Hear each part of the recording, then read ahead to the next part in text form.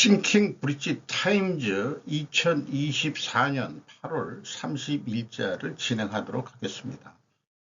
첫 화면에 다음과 같은 제목을 붙여봤습니다. 구독, 좋아요 부탁드립니다.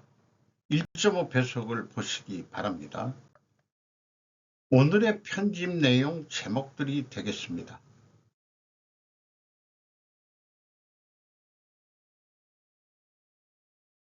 기업 성과 평가의 인프라를 바꿔야 할 시대가 도래했다. 기본적인 저의 콘텐츠는 스루풋 회계 실전 분석이죠. 그걸 하면서 여유 있는 시간에 싱킹 브릿지 타임즈도 병행을 하고 있습니다만은 그 콘텐츠는 그 생존이 주제죠. 현재 이제 그 산업 시대가 고도화돼 가지고 근 200년간 이 세계를 지배했던 원가 회계 인프라는 그 수명이 다했다고 보기 때문에 우리는 이제 이 대한민국이란 나라에 스루풋 회계라는 새로운 인프라를 깔아야 된다라고 생각을 해서 작성해 본 내용이 되겠습니다. 일본의 그 잘 나가는 대기업 부장 출신의 그 후회스러운 인생 얘기를 소개하는 내용인데요. 집세 5만행의 사택에서 차곡차곡 저금을 해서 정년 후에 이상적인 내 집을 마련했는데 전 대기업 부장 남편인데 아내와 굳게 손잡고 내 집 마련을 했다. 근데 75세가 됐는데 이제야 깨달은 돌이킬 수 없는 잘못. 꿈 깨진 고된 노후라고 FP, 파이낸스 플래너의 약자인 것 같습니다. 나가오카 리치, 골드 온라인에 기고를 한 내용입니다. 임대나 보유 어느 쪽으로 해야 할까 하면서 임대파가 있고 또 소유자파의 입장을 소개를 하고 있고요. 하나의 그 팁을 제시한다면은 임대 생활을 할 경우에는 노후 주거를 확보할 것. 어떻게 해야 되는 건지 모르지만은 혼자 사는 경우는 노후에 집을 소유하지 말라. 집을 놓을 수단을 계획할 것. 이렇게 얘기했네요. 왜 그러냐? 건강 수명을 다 했을 때 내 집은 갑자기 짐이 될 수 있다. 이런 얘기입니다. 그래서 사례가 직장인 전역 시절과 정년 퇴직 후로 좀 소개를 했는데 이 집값파가 강화하고 있는 부문 이런 것들에 대해서 얘기를 하고 있고요. 연봉 1,800만 엔인데 아내와 협력해 모은 1억 6천만 엔을 가지고 내 집 마련을 했는데 이게 건강하지 않는 기간에 들어가면 자기 집은 오히려 짐이 될 수 있다. 그 사례로 그 남편 TC 75세, 아내 RC 72세인데 아내가 정년 퇴직 후 15년의 문제, 60세에 그럼 퇴직했다는 얘기인데 저희 같은 경우에는 정년 퇴직까지 사무직인 경우에 뭐 갈 수도 없어요. 저 같은 경우에는 이제 거의 20년이 다 돼갑니다. 그 회사를 나와가지고 뭘 좀 나이가 젊어서 퇴직을 하니까 뭘 해보겠다고 했다가 뭐 운영자금 다 들어먹었죠. 그렇게 한 게 제 현재 입장인데 아내가 변화가 왔는데 이 경도인지 장애라고 그걸 넘어가지고 초기 치매라는 거로 해서 양로원에 들어가야 되는데 입주금이 4천만 원에 월 이용료가 55만 원이라는 거 이거 좀 비싼데 우리나라 어떤 용인 경우에 럭셔리한 양로원이 있는데 월 1200만 원 정도 내야 된다는 우리나라도 있습니다. 그래서 이 비용을 지불하기 위해서 집을 매각해야 되는데 애들은 다 독립을 했고 자기 집들도 어떻게 다 마련한 거니까 이 부부가 스스로 해결해야 되는 거죠. 순위가맹이 없는 집이다, 내 집이다. 그리고 부동산 회사는 지역에서 너무 멀고 도심으로 통근하기에도 너무 멀어서 불편하다. 그래서 1억 한 5천만 원 주고 자기 주택을 마련했는데 이제 1,500만 원뿐이 못 주겠다. 이렇게 됐다는 얘기예요. 그래서 나이가 먹으면은 건강 수명을 살아야 되는 그런 시기 때는 전철역이 가깝고 또 대형 병원도 가깝고 거기다가 재래시장도 가까우면은 좀 싸게 이 식생활을 할 수 있는, 그리고 뭐 두 식구가 살면은 또그 우리 그 마누라가 어부인이라고 얘기를 해드려야지, 또 요리를 해주는 반찬을 해주는 그런 맛으로 또 좀 살 수 있고, 어떤 경우는 재래시장에서 장 보는 것이 낙일 수도 있어요. 음식물 쓰레기가 많이 나오는 것도 뭐 현실이기는 합니다만은, 개선해야 될 점도 있습니다만은 그렇습니다. 금리 동결 비판의 구조문제 성찰 부족, 정면 반박한 이창용.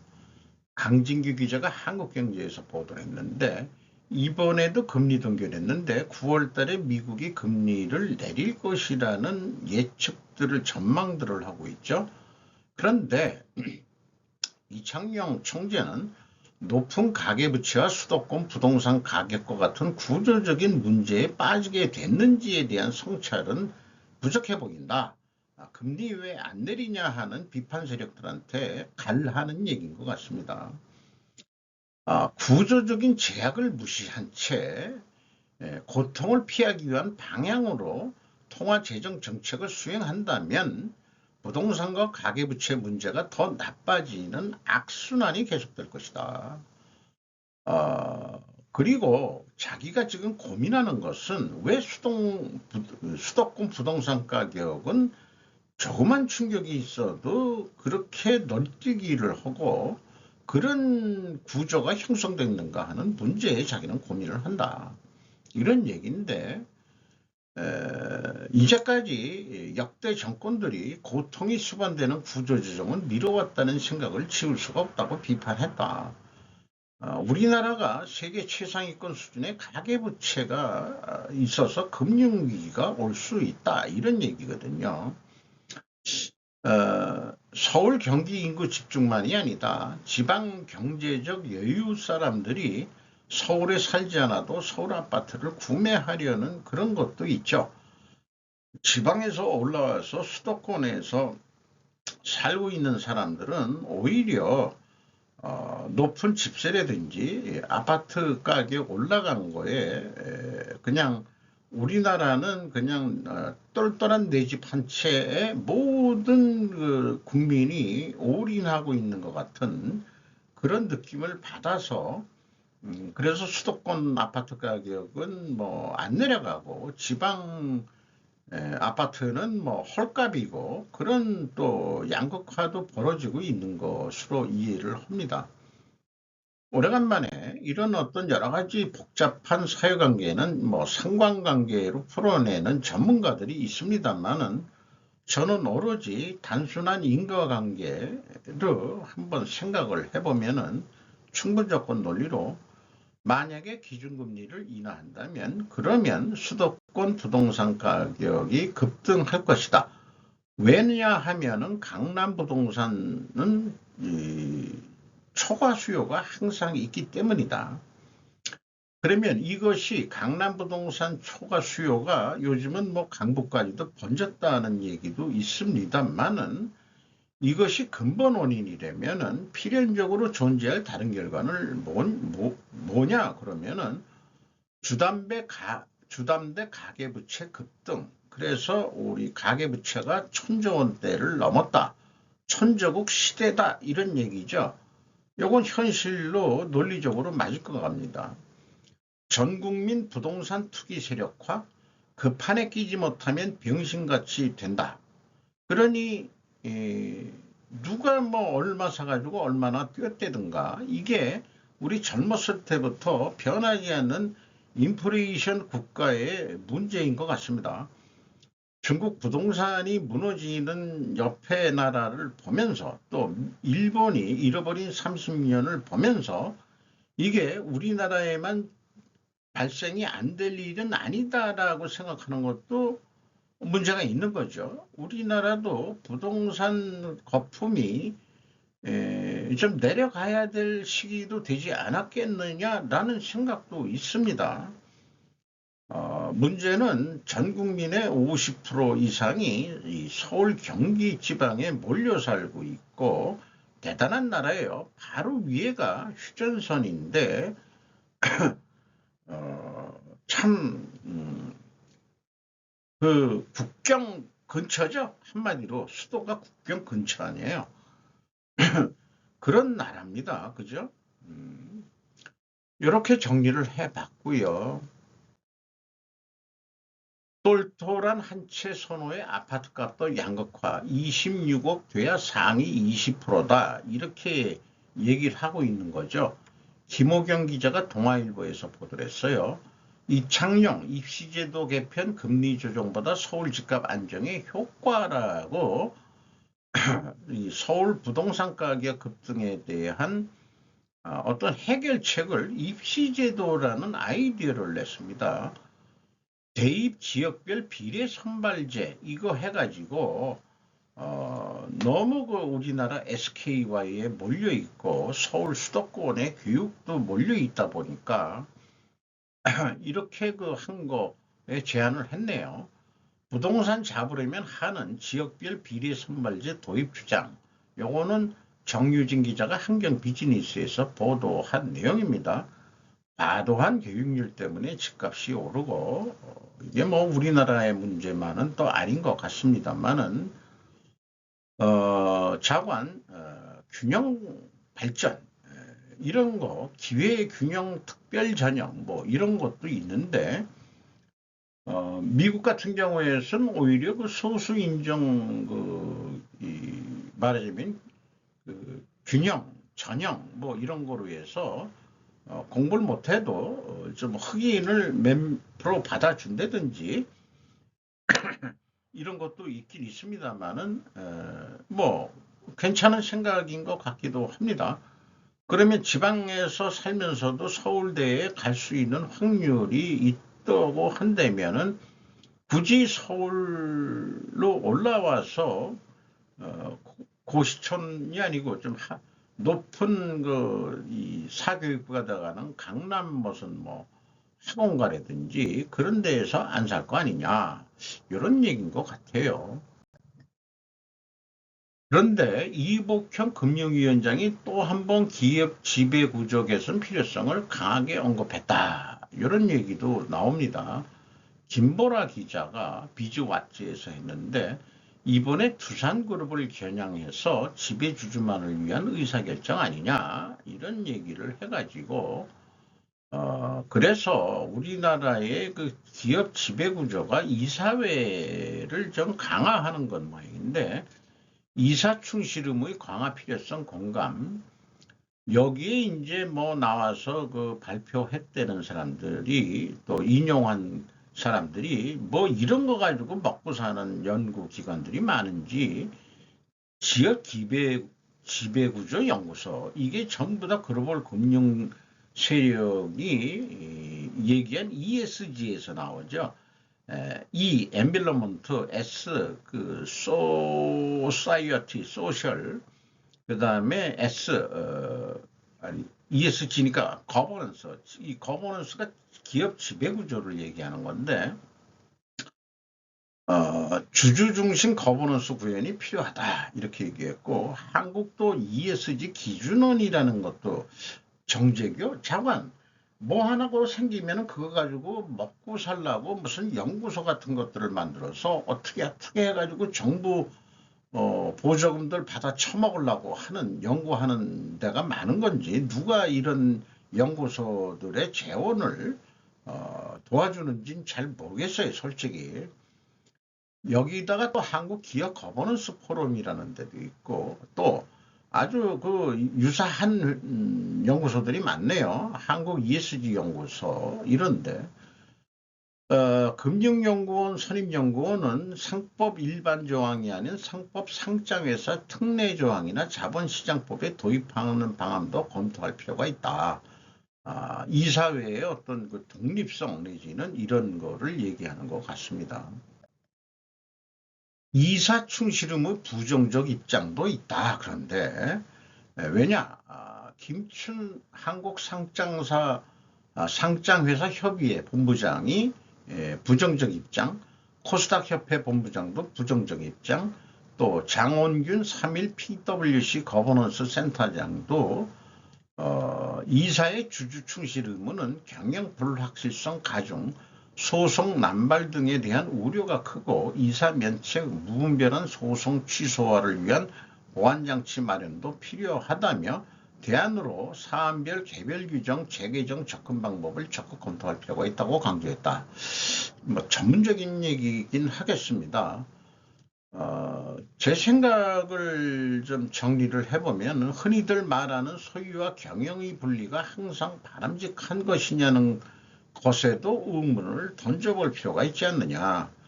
이 ESG는 글로벌 세력들의 요구사항을 충실하게 금융감독원이 지금 하고 있는 건데 과연 글로벌이 얘기한다고 그게 옳은 거냐.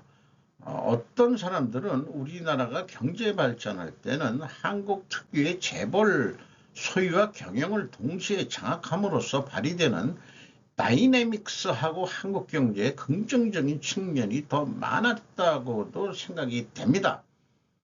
그게 자기 자식들한테 2세 경영, 3세 경영, 미국도 솔직히 소유와 경영이 분리됐나요? 잘 나가는 요즘에 그 IT 기업 이런 것들 MS, 마이크로소프트라든지 또는 뭐 다른 데를 보더라도 그게 소유와 경영이 일론 머스크도 마찬가지죠. 다음에 어떻게 될지는 모르지만은 소유와 경영이 분리되어 있지 않습니다. 만약에 창업자인 예를 들어서 이 머스크가 아니더라도 누구라도 지분율이 뭐 한 2, 3%뿐이 안 가지고 있고 나머지는 전부 다 그 금융권에서 자본을 들여왔다 하더라도 이 주식회사는 일원 1표주의지만은 창업자에 한해서는 미국에서는 특례 조항이 있다고 그래요. 그런 거를 좀 연구를 해봐야 되지 않겠냐. 이런 생각이 들어가는데 남들은 이 일반 소시민들이나 개미들은 일원 1표로 의사결정권에 들어오지만은 창업주나 이런 사람들은 100원 한 주에 100원 의사결정, 100명의 의사결정권을 준다. 그러면 적은 지분으로 그 기업을 지배할 수 있다. 이런 것도 마련해 주고 있는 거거든요. 그래서 요거 생각을 좀 많이 해봐야 될 문제고 지금 어차피 이사회, 사회이사 뭐 이런 것들요. 다 형식적입니다. 핵심은 이사회를 어떻게 구성하든 그게 건전하게 돌아갈 수 있느냐 이거에 관건이 있는 거지 다른 측면으로 좀 접근도 좀 해봐야 되지 않겠냐 그런 생각도 해보게 됩니다. 트럼프 당선 시 한국 반도체 조선업 협력 확대 미 헤리티지 재단에서 부대표가 왔는데 우리나라 초청해서 얘기할 때는 좋은 쪽으로 얘기를 해주겠죠. 또 트럼프가 당선된다면은 전기차 수입 중단 추방수 둘 수도 있다. 그리고 바이든 정부에서 만든 그 IRA 팩이 쉽지 않다. 그것이 오히려 한국 반도체 조선엔 기회가 아니겠느냐. 자, 트럼프 나토 방위비 지출 GDP 3%로 인상 요구, 현 2%는 도둑질이라고 박신영 기자가 한국경제에서 얘기했는데 이미 그 3% 넘게 국방비를 지출하는 나라들이 꽤 있죠. 미국은 뭐 당연히 거기에 들어가는 거고 요즘에 우리나라 무기를 많이 수입해간 폴란드가 또 3%가 넘었다고 합니다. 여기에 이렇게 나와 있죠. 네. 그리스도 이렇게 나와 있네요. 그리스는 그 터키 때문이라도 항상 그 옛날 역사적으로 항상 그리스가 그 투르키한테 한 식민지를 400년 이상 당했으면은 우리 36년 가지고 지금까지 뭐가 하는 아니야 아주 꼴 같지도 않은 그 36년은 잠시 그냥 지나간 거. 트루키에 오스만 트루크 뭐 이런 데에다가 그리스가 옛날에 그 유럽 문화의 발원지라는 그리스가 400년 이상 식민지를 당했다는 그런 거는 비유들을 안 하는지 모르겠어요. 어쨌든 국방비 올려라. 그거 시대의 조류인 것 같고요. 우리한테는 기회라고 봐집니다. 한미가 대규모 군사훈련을 하는 가운데 북한이 친형 무인기가 목표물을 공격하는 모습을 보여주고 있다. 김동현 기자가 AP에서 했습니다. X자형 꼬리와 날개를 가진 흰색 무인기가 한국의 주력 전차인 K2와 유사한 표적과 충돌에 파괴하는 모습이 사진에 찍혔다는 거예요. 김정은이가 북한 군대가 가능한 한 빨리 첨단 드론을 장착해야 한다고 말했다는 거, 이런 거, 자, 참, 이 자살 드론이죠, 자살 드론. 이거 어떻게 막아내느냐, 이런 거. 우리도 자살 드론도 있어야 되겠죠. 근데 그, 넘어오는 거는 어떻게 파괴할 거냐 이런 것들이 이제 우리도 많이 그 무기를 개발하고 있죠. 레이저 뭐 이런 것도 있고 그렇습니다. 참 이 빵똥모자 이게 공산당 특유의 그 하레비 흉내를 내냐고 대를 이어서 충성하는 김씨조선이 되겠습니다. 러시아의 밤사이 미사일과 드론 공격이 우크라이나의 절반 이상을 강타했다. 우크라이나가 러시아 본토를 공격하자 이제는 이제 되받아치기를 미사일과 드론으로 했다는 거예요. 일리아 노비코프가 AP에서 보도를 했습니다. 100개가 넘는 미사일과 비슷한 수의 드론의 공격, 자정무렵에 시작돼서 날이 밝을 때까지 새벽녘까지 우크라이나로 날아왔다 이런 얘기가 되겠습니다. 이 높은 건물이 파괴된 그런 장면이네요. 러시아와 우크라이나 모두 민간인을 의도적으로 겨냥한 것은 부인하고 있고 각자의 공격은 상대방의 전쟁 노력의 중요한 인프라를 파괴하기 위한 것이다. 그렇게 소개를 하고 있네요. 멀리서 찍은 어떤 폭발 그런 사진이 된 것 같습니다. 우크라이나에서 전설이 된 늙은 미국 브래드리스는 필요한 무기를 충분히 확보했을 때 국가가 무엇을 할 수 있는지를 보여준다. 시네드 베이커가 비즈니스 인사이드에서 보도를 했는데 이게 뭐 브래드리스라는 게 꽤 오래된 전차인데 이런 거라도 우크라이나에 300대 이상의 브래드리를 제공했는데 이는 에이브럼스 전차와 같은 다른 장갑 전투 차량보다 훨씬 많은 거다. 더 많은 브래드리를 사용할 수 있다는 것은 우크라이나가 더욱 효과적일 수 있다는 것을 의미한다. 이렇게 얘기를 하고 있어요. 이런 거로 해서 러시아 땅으로도 이렇게 밀고 들어간 그런 게 있는 것 같습니다. 쿠바는 북미와 통합해야 할까요? 피터 세이안인데 보통 발음을 들으면 피터 자이안이라고 들립니다. 지금 상황이 쿠바가 경제적으로 플로리다하고도 가깝고 뭐 마약 문제도 있습니다만은 쿠바가 공산화되기 전에도 옛날 그쪽이 카라비안의 해적들이 놀던 장소니까 돈 있는 애들도 많고 영화 대부 같은 데 보면은 마피아들의 본거지이기도 하고 그런 데가 있습니다만은 쿠바는 이제 새로운 길을 고려할 필요가 분명히 있다라고 언급을 하고 있습니다. 이 북한하고 아주 동맹국이었는데 어느 날 갑자기 우리나라가 쿠바하고 수교를 했죠. 쿠바는 의사들의 월급이 그 일반 생산직 근로자 정도 수준의 월급뿐이 못 받는다 그러죠. 왜 그러냐? 의대 정원이 엄청 많아가지고 공급이 많답니다. 그러니까 의사가 남아가지고 의사도 수출해가지고 외화벌이를 한다고 그렇게 뉴스를 본 적이 있습니다. 어쨌든 미국과 쿠바가 양측은 파트너십을 통해 이익을 얻을 수 있다 이렇게 얘기를 하고 있어요. 우리는 안정성, 관광 및 북미 제조 규범 통합에 대해 이야기하고 있습니다. 또한 미국 설탕 부분에 대한 세속적인 도전. 다시 말하지만 이것은 양측의 사고방식에 상당한 개혁과 변화를 가져올 것이지만 파트너십은 미국과 쿠바 모두에게 수익성이 있을 수 있습니다.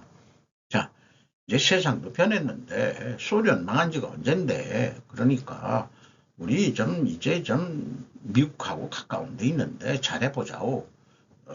이런 분위기가 형성되고 있고 한국이 먼저 그 테이프를 끊어줬죠. 음, 한국하고 쿠바가 수교를 했습니다. 의대 정원하고 뭔가 그 상관관계가 있지 않겠냐 증언하고 쿠바 의료 수준이 쿠바 의사들 배출이 많다고 의료 수준이 떨어진다. 뭐 XX 같은 얘기 하지 말라고. 음, 걔네들이 의사가 실력이 좋아서 수출까지 한다는데 이런 얘기를 저는 또 개인적으로 영어 개인적인 사견에 국한합니다. 어쨌든 뭐 전체 내용도 제 개인적인 견해가 들어간 거니까요. 첫 번째 시리즈 모양인데 중국 경제 떠받치던 부동산 제조 붕괴, 금융위기까지 이윤정 에코프타임즈 많은 중국 전문가들이 얘기를 해서 중국은 이제 좀 잃어버린 30년 일본처럼 가고 있다는 거죠. 이 뉴욕 탐사보도 선임기자 조슈아 필립을 국내에 들어와서 뭔가 강연이 있었던 모양인데 인터뷰를 한 내용인 것 같습니다. 중국몽은 중국에만 유리한 꿈일 뿐 팔리지 않는 제품들 거품 터지고 경제 위축 부채로 이룬 대규모 인프라 빚내서 고급차 구입한 꼴 이렇게 압축해서 표현을 했습니다. 현재 우리나라 TV에도 테모와 쉬인 같은 플랫폼이 성공을 두고 있습니다만은 지금 반발이 있는 거죠. 그리고 이게 그 어린이 제품 같은 경우에는 그 유해 물질 뭐 이런 등등 이런 거 문제가 있다고 생각합니다. 중국의 인프라라는 것이 대규모 인프라, 고속철도 사실 부채로 지어진 거다 이렇게 이제 얘기를 소개하고 있고 중국 공산당은 그런 전략을 초안전이라고 부르죠. 서구에서는 마키아벨리즘이라고 부릅니다. 뭐에 대한 얘기냐? 어, 여기 뭐 굵은 글씨에 있는 내용들이 그런 거에 해당되겠습니다만은 중국이 전체주의를 강화하면서 해외 투자자들이 발길을 지금 돌리고 있다. 이런 것도 소개를 하고 있고 어, 뭐 태양광 패널, 전기차 배터리 등의 과잉 생산 문제을 하고 있고 중국 공산당의 과거 성장 모델은 독점적 지위, 저렴한 제조 후보, 막대한 외국인 투자, 대규모 프로젝트에 의존하고 있었는데 그런 요소들이 지금 하나씩 없어져 가고 있다는 얘기죠. 미국의 이 속담으로는 채무자는 채권자의 노예가 된다는 말이 있죠. 당신의 빚을 소유한 사람에게 노예가 되는 겁니다. 이는 중국 공산당이 싸우지 않고 국가를 정복하는 방법 중 하나다. 이게 이제 중국의 초안전이라고 부르는 거고 서구에서는 마키아벨리즘이라고 얘기를 하는데 중국이 이런 전략을 써서 1대1로라는 이름으로 해가지고 자기네들이 국가를 정복하는 그런 거로 하고 있다. 그런데 이제 이게 이제 미국의 또 서구에 말하자면 반발을 일으켜가지고 지금 중국이 망해가고 있다 하는 거죠. 많이들 나온 뉴스고 국내 유명한지 어떤지 모르지만은 너도 나도 중국 망하는 뉴스 유튜브 하는데 정신이 없는 것 같아요. 그동안에 조용히 있다가 말이에요. 정보사 군무원 7년 전에 중국 포섭됐다. 1억 6천만 원 받고 기밀 유출. 요즘 1억이 큰 돈은 아닌 것 같은데 양지호 기자 조선일보. 어쨌든 이 중국 정보요원인데 추정인데 자관 중국의 특기는 돈과 미인계 정치권도 파봐야 할 것이다. 자, 군무원 자체가 요 정도인데 이 친중 정치인들한테 어떤 마수가 뼈쳤을까? 중국의 비밀경찰서라는 데가 있죠. 우리나라 빨리 간첩법 바뀌어가지고 국익을 해치는 거는 모두 스파이법으로 간첩법으로 다 올감해서 잡아들여야 됩니다. 저는 미국도 그렇게 하고 있는데 우리나라 사람들이 스파이법으로 많이 걸렸죠. 지금 그게 문제죠. 돈만 문제겠어요? 미인계에 걸려가지고 약점 잡혀가지고 그런 정치인 중에서도 분명히 그런 애들 중국한테 쎄쎄하면 될 일 가지고 그렇게 얘기하는 사람이 그럴 확률이 아마 높지 않을까라는 생각도 해보게 됩니다. 마이크로소프트 365 퍼스널에 대한 구독을 제가 갱신을 했는데 자, 이게 뭐 우리나라는 다 그냥 공짜로 쓰는 거가 기본으로 돼 있지만은 제가 노트북을 새로 만들면서 2, 3년 전에 그냥 돈 주고 깔았어요. 그러니까 이 파워포인트에 지금 같은 이렇게 녹화 기능을 주더라 이 말이에요. 그래서 처음에 재미 삼아서 이렇게 해본 건데 글로 하는 것도 좋지만은 이렇게 또 말로 하는 것도 저로서는 나이 먹어서 새로운 도전이니까 뭐 별도 카메라 장치라든지 녹화 기능 뭐 이런 게 없더라도 파워포인트로 하는데 이제 1년에 89,000원씩 이제 꼬박꼬박 돈 내라고 이제 청구를 하겠답니다. 그랬더니 원화로 하지 마시고 해외국가 달러로 하는 게 유리해요라고 또 뭐 은행에서 또 메시지를 띄우고 그러는데 어쨌든 전 세계 아니 개인들한테는 좀 공짜로 주지 기업들한테만 돈 받아도 얘네들 MS 애들 먹고 살만한데 나 같은 노인네한테도 자 1년에 89,000원 그게 인프레가 돼가지고 또 얼마까지 올라갔는지 모르겠지만 좋다. 89,000원. 그렇지. 소주 좀 거하게 먹는 거 한 2번 정도 안 먹으면 돼. 이 정도는 내 투자하겠다 이거예요. 그래서 공짜 점심은 없다. 이거 이번에 하면서 옛날에 암호가 기억이 안 나가지고 지금 뭘로 했는지 또 잊어버렸어요. 그때 하죠 뭐. 그렇잖아. 생각이 날지 안 날지 모르겠는데 어디 적어놓는 데는 것도 그렇고 뭐 그렇습니다. 근데 전에 썼던 암호 쓰면은 바꾸라고 또 그래요. 똑같다고. 그거 어떻게 아는지 걔네들은. 공짜 점심은 없다. 그리고 이번에 한 것은 제가 뭐 별도 하드 드라이버로 해서 데이터를 저장할 게 아니고 좋아 그러면 이 정도 돈 내는데 원드라이브 재활성화를 제가 했습니다. 이런 내용도 용량이 어디까지인지 모르겠습니다만은 자관 어쨌든 빌 게이츠한테 나 돈 주고 쓴다 그거 밝히는 바입니다. 코로나19 오프램프에 대해 검사 격리 마스크 착용 없음. 현재 코로나19가 재유행이긴 한데 이제는 엔데믹으로 봐서 풍토병화 됐다고 해가지고 하지만은 우리가 좀 조심해야 되겠죠. 그리고 65세 이상의 고령자, 그 다음에 이제 유아들 뭐 이런 사람들도 더 조심해야 된다. 그리고 엄격한 지침이 없으니까 사람들 각각 개인이 위험 관리를 좀 해야 되겠다. 이렇게 소개를 하고 있습니다. 더 뉴욕 타임즈에서 의사모 일부 맞는 PA 간호사 합법화된다. 간호법 국회 통과. 주희연 기자가 조선일보에서 보도를 했는데 진료지원 간호사 합법화 근거를 담은 간호사 제정법이 28일 국회 본회의를 통과했다.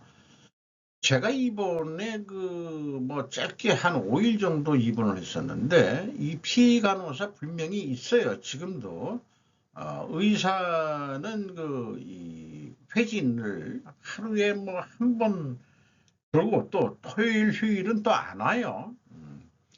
그러면 그때는 이 피해 간호사들이 뭔가 좀 나이가 좀 많이 먹었더라고요. 나이가 많이 젊은 간호사들은 이 링거 꽂고 그러는데 젊은 간호사들은 아직 훈련이 덜 돼서 그러는지 아직 손에도 피멍이 아직 안 했는데 자관 어쨌든 이제 합법화 돼가지고 대우를 좀 더 받게 되는 거 아니냐. 진료 지원. 그러니까 준 의사 성격의 실력들은 있는 셈이죠. 좋습니다. 자관 다양한 여러 방법이 좋겠지요. 뭐 왜 그렇게 여성분들은 우는지 모르겠어. 그냥 웃으면 좋을 걸. 기뻐도 울어요. 기뻐도 울어. 잠시 눈여기 하는 이게 무슨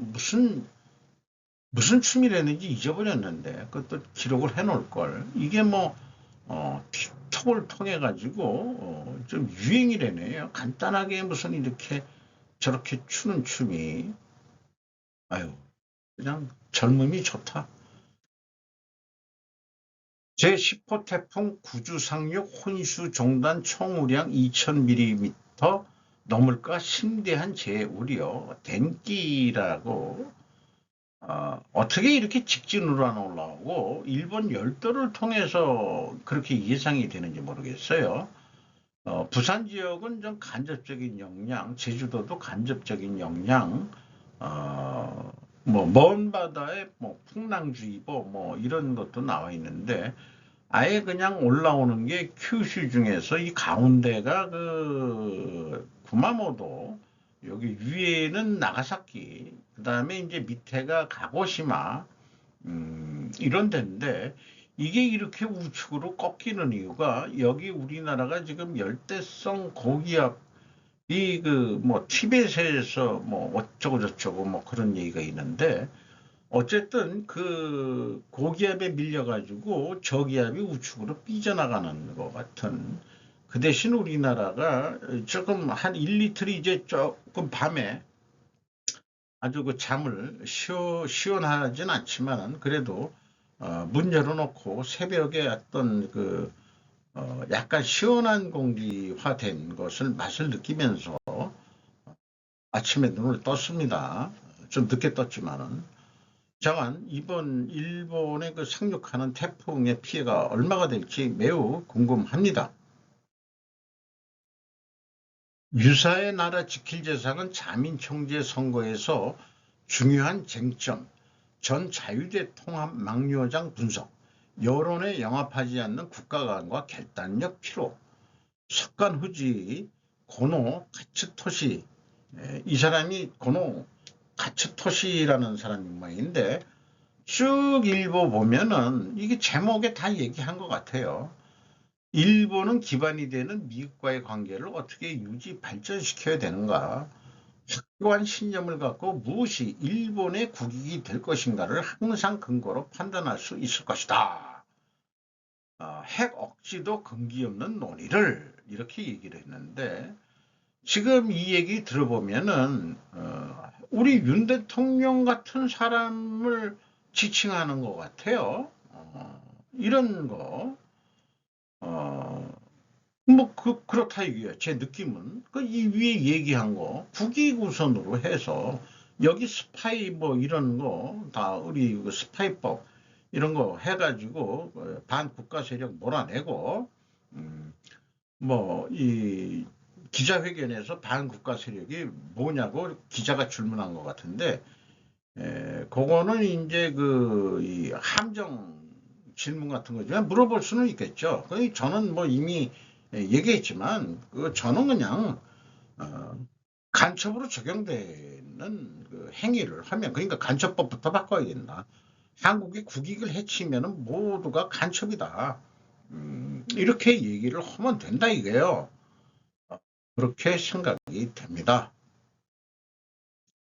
친중 매국 민주당은 반일 프레임이 유일한 치졸수다. 양상훈 기자가 조선일보에서 보도를 했습니다. 요거 제목은 제가 썼어요. 이 기자가 그렇게 쓴 거 아닙니다.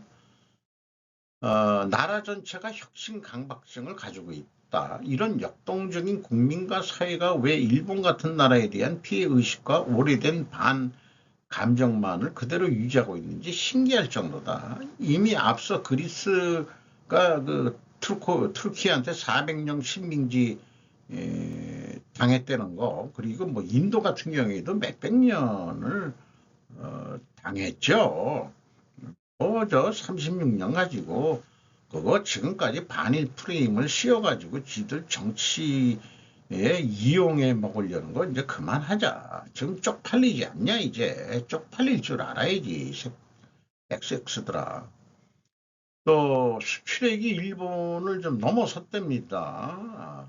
그렇게 돼 있고 신번 걱정은 우리가 아닌 일본이 해야 된다. 많은 측면에서 일본을 추월 중인 한국이다. 군사력은 이미 군사력 앞선 나라 정치인들이 약한 나라가 쳐들어온다고 겁주고 속이기 그만해야. 군사력이 이미 앞섰는데 일본이 뭐 어쩌고 저쩌고 좀뭐 국민을 너무 우습게 본다 이런 얘기 같습니다. 이제 한국 사회에서 반일 캠페인은 대부분 경우 실보다는 득이 많았기 때문에 야권 애들이 이런 걸 해왔는데 비현실적인 가정까지 하는 것은 군사력이 앞선 나라의 정치인들이 더 약한 나라가 쳐들어올 것처럼 국민을 속이고 겁주기 위한 일을 그만. 요거 이제 같은 얘기를 본문에서도 반복을 하고 있습니다. 자, 어저께 연금 지급 보장 명문화 청년들 수긍할 개혁할 것. 양지호 기자가 조선일보에서 보도를 했네요. 기금 소진을 8, 9년 늘리는 모수개혁은 한계가 있기 때문에 결국은 국가가 연금 지급을 명분화하겠다. 기초연금 월 40만으로 올리겠다.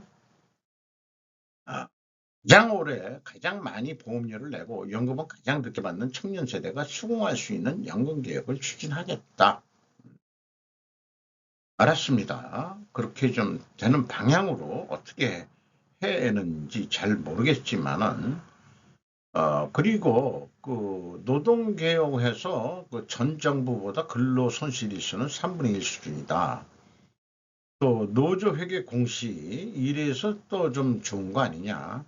그리고 체코를 방문해서 지금 미국의 웨스팅하우스가 자꾸 딴지를 거는데 물론 원천 기술이 거기서 나온 거는 인정을 하니까 걔네들도 돈 달란 얘기니까 좀 돈 좀 줘. 뭐 다른 언론에서는 우리가 웨스팅하우스를 인수할 기회가 2번 있었다는데 일본 도시바가 인수했다가 망했죠.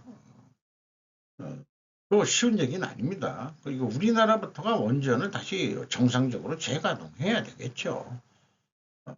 물가를 잡기 위해 특단의 대책을 펼쳤다라고 했는데 뭘 펼쳤는지 잘 모르겠습니다만은 물가 상승률이 4개월 연속 2%에도 안정세를 찾고 있다. 그런데 이 근원 물가라는 얘기라고 식료품 이런 건 빼고서 한단 말이죠. 그런 거로 하면은 안 되지. 그래서 제가 최근에 기업 분석을 하면서는 한국은행이 기업 물가라는 지수도 일본처럼 만들어 봐라. 그렇게 얘기를 해요. 기업 물가가 소비자 물가하고 상관관계가 형성이 되죠. 그렇게 좀 우리가 좀 일본보다 아까 앞섰다고 어쩌고 저쩌고 하는데 못 앞선 거 엄청 많아요. 걔네들이 괜히 그 전 세계 3위의 그 경제 대국이었겠냐 이런 얘기예요. 허구한 날 공무원 애들 100개다 쓰기 바빴지 뭐 까놓고 얘기해서. 향후 6년 수도권에 연평균 7만 호 추가 공급한다 그러고 경제 확실히 살아나 수출 증가 블록버스터급이다 뭐 이렇게 되는데 아닙니다. 아직 저성장 2%대는 그냥 저성장이라고 얘기를 해야 됩니다. 2%대는 2%도 성장은 성장인데 어느 정도 인플레를 쭉 유지되는 거기 때문에 그게 그 정도 순위 있다. 이렇게 저는 생각을 하고 있습니다. 자, 공기업 기관 빚더미 2025년 예산 다 쏟아부어도 못 갚는다. 윤 정부 재정건전성 확보 빨간불이다. 이게 누적된 거긴 합니다. 그죠? 이강진, 안용성 기자가 세계일보에서 보도했는데 2023년 기준 부채 규모 무려 709조 원, 전년 대비 38.5%나 또 역대 최고치. 부채 비율도 2022년 이후 가파른 상승, 한전 543%, 가스공사도 482%. 요거 어떻게 산출하는 근거인지 모르지만은 제가 계산하는 이자 부채 레버리지율 하고는 차이가 있을 겁니다. 전체 부채를 얘기하는 것 같은데 공공요금 관련 기관 부채 급증세 심각, 전문가 요금 통제 등 영업이익의 타격, LH 등 향후 지출 증가 요인만화 부담, 건전재정 고삐지고 혁신 박차 가해야. 아, 공공기관에서부터 무너지고 있다는 반응이다. 재정 건전성을 해야 되는데 저성장 구조에서는 재정 긴축이 기묘하죠. 공공기관 부채 추이가 지금 709조라고 되어 있네요. 가계부채가 우리가 1000조가 넘었다고 그러죠. 가계부채가. 가계부채는 가계부채고 공공기관이 얼마 안 되는데 709조다. 악만한 경영을 했다는 얘기네요. 요금 올리더라도 장기 건전성 확보가 관건. 한국전력공사 202조 4천억이네요. 한국토지주택공사 152조 8,473억, 한국가스공사 47조 4,286억 원, 김정식 연세대 명예교수, 장관 이런 기사를 쓸 때는 장관 교수들의 이름을 빌어서 그 기사의 그 깊이의 그 말하자면은 무게를 올리려고 하는데 나는 기자가 오랜 기간 이런 경제 이런 거에 취재를 했다면 자기가 전문가라고 생각을 해서 소실 있는 기사를 쓸 수 있는 능력을 키우시길 바래요. 허구한 날 무슨 뭐 명예교수 뭐 이런 사람들 붙들고 이름 팔이 하지 말고 여기에서 올려야 할 가스 전기요금을 올리고 요금 인상으로 어려운 사람이 생기면 바우처 제도 등으로 도와주면 될 거 아니냐 이런 이제 구체적인 언급도 했습니다. 한국가스공사 어저께 분석을 했는데 별도로 좀 소개를 하도록 하겠습니다. 그러니까 전력공사 상장된 두 군데 주택공사 같은 데는 상장이 안 됐으니까 얘네들이 더 문제인 것 같은데 주택공사가 더 문제인 것 같은데 미중 정상 조기 대화 확인 시 주석 설리번 보좌관 면담 대만 남중국해에서 견제도 지시통신 외신부에 이번에 그 설리반이 시진핑 주석을 찾아가서 이 미중 정상회담을 하자 하는 거에 그 어떤 메신저로 찾아간 것 같아요.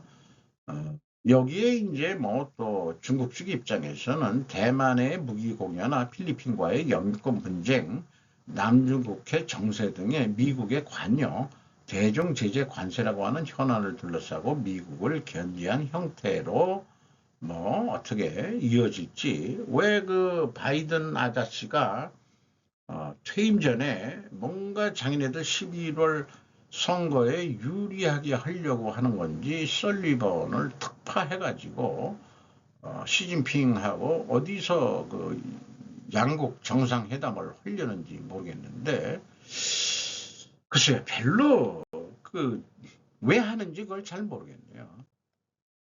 리비아 석유 정부 결투로 가동 중단. 피터 자이안이 유튜브입니다. 어쨌든 리비아는 현재 정부가 둘로 쪼개져 가지고 서쪽 정부, 동부 정부 이렇게 나눠져 있는데 서로 그 석유 이권을 가져가려고 하다 보니까 석유가 국영 석유 회사가 가동 중단이 됐다는 얘기네요.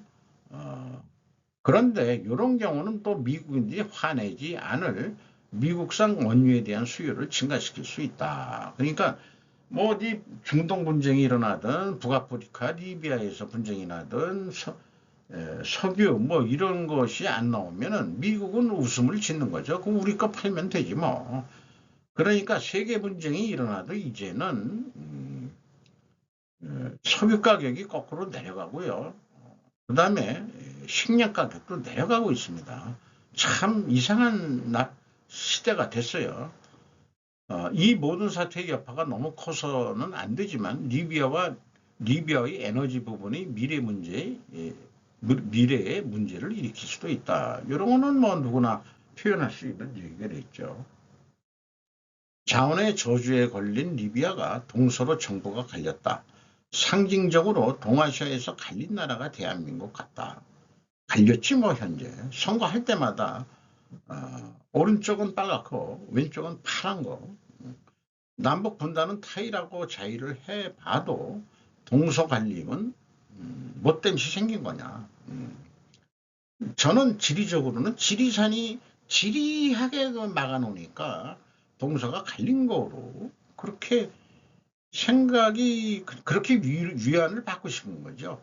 우리가 동서 화합을 해야 되지 않겠습니까?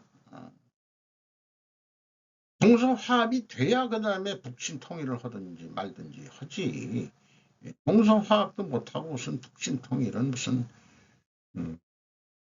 그런 생각이 들어갑니다. 이상 마치도록 하겠습니다.